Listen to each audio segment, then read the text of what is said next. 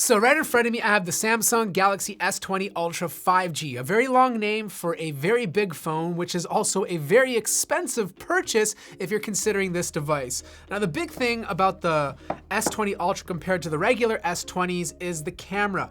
This is one of the only Galaxy devices that come with a 108 megapixel camera and that has the capability of zooming up to 100 times. Now, in the box, you also get a fast wireless charger to quickly top up that 5,000 milliamp battery. You get some stickers. These are not just any ordinary stickers. These are do not accept if seal is broken stickers, the type of stickers that kids' dreams are made out of. You get a USB Type-C charging cable. Clearly, whoever sent me this smartphone already unboxed it because the cable's already all messed up. And finally, you have some headphones. These are USB Type-C headphones in collaboration with AKG.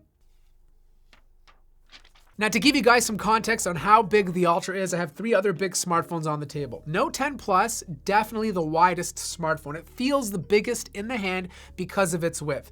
The Ultra happens to be the tallest smartphone on the table. So if you want to get your finger to the top of the display, the Ultra is going to be the hardest device to do it with. Now, in terms of weight, the iPhone 11 Pro and the Ultra feel pretty much on par. The only thing to note is the weight distribution. The iPhone 11 Pro feels a lot more even throughout the entire body, whereas the Ultra is a lot more top heavy, just due to the fact that this camera is really massive. The other thing that I really love that Samsung did with the S20 in general is smooth out the edges of the phone. They don't have that steep curve that the S10 Plus has, so typing on this is a lot more enjoyable than typing on the S10 Plus. So this is kind of interesting. They moved the placement of the fingerprint scanner. If you look at the S10 Plus, it's closer to the bottom, whereas on the Ultra, they moved it upwards towards the middle. Now, the bonus to this is that your thumb gets to it a bit quicker. It's just more comfortable position to use. In terms of accuracy and speed, it's definitely better than the S10 Plus. Is it as fast as an optical scanner? Definitely not, but it's a big improvement from last year. Now, this is a big display, 6.9-inch display. This is like pushing tablet territory, but Samsung was able to make the phone feel much smaller by reducing the size of the bezels. Like, this device is big, but like when you compare it to the 11 Pro Max, which only has a 6.4-inch display, it's not that much bigger. The interesting thing though is that this year you're finally getting a high refresh display. Like, you can put this display on 120 Hertz and it's gonna feel a lot more smooth when you scroll or play certain games. Is it a big deal?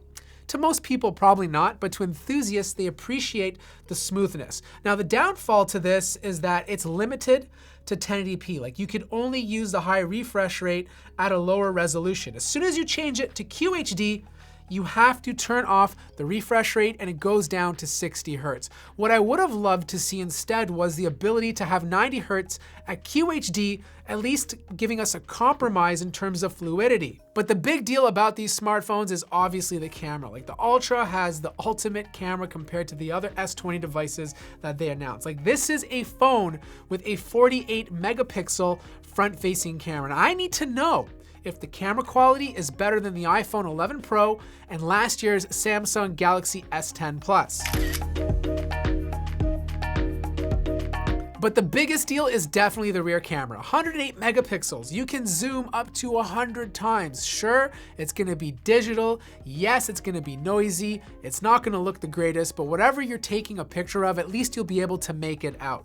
Very useful for certain situations. How often you use it is a totally different story, but if you're ever in that situation, you need to take a picture across a football field or across the planet, this phone's gonna be able to do it. The other crazy thing about this device is the fact you can shoot an 8K video. Like, that's a lot of data this phone is recording using such a small form factor. Now, you're not gonna be uploading videos in 8K, but at least if you shoot a video at 8K, you'll have a lot more information to work with, which means you can crop in into the image and preserve some of that data. And last up, the speaker test. Which phone sounds better? The Samsung Galaxy S20 Ultra or the iPhone 11 Pro?